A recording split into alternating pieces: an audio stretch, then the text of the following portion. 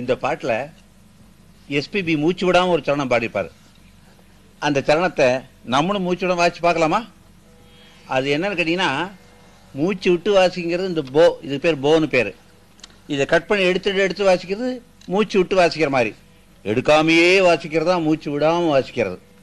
முதல்ல மூச்சு விடுற மாதிரி ஒரு வாசிக்கிறேன், அதுக்கப்புறம் மூச்சு விடாமல் ஒரு வாசிக்கிறேன். ஆனால் இங்கே பார்த்தா தான் தெரியும், இதை பார்க்கணும். ரெடி.